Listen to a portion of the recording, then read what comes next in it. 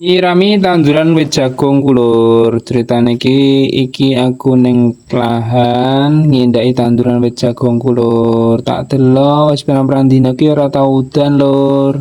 Lah tibake jagungku wis dor garing, wis arep mati. Lah piye carane aku usaha tak rewangi nyirami lur. Betek-beteke genku iso hasil. Soale wis maneman wis kebacut ditandur, direwangi disemproti, nek ra panen kan ya rugi. Ya mbuh panen mbuh ora engko delok wae hasile.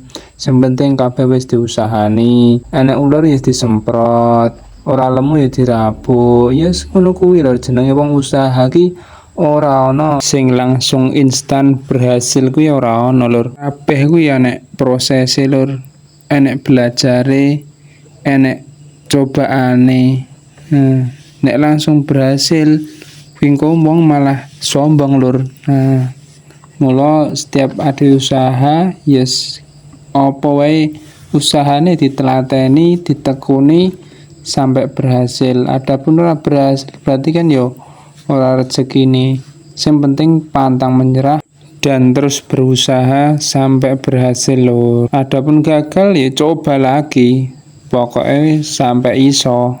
Ya wis lur, timbang ngomong ngalor ngidul renek enteke iki tangkiku tak kebaki. Tak isine kebak terus engko tak nggo nyirami jagungku selak sekarat lur. Soale wingi iki 3 dina ora udan lur. Awalnya padahal ya apik, arep tandur iki wah udan. Ki apik nek ditandur jagung. Lah kok bar ditanduri jagung malah belas rene udan. Ora ya diprank aku nek ngono kuwi.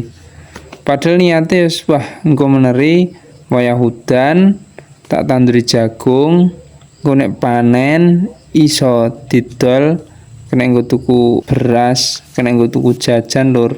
Kan ya lumayan. Lah kok malah bar ditandur malah ra udan.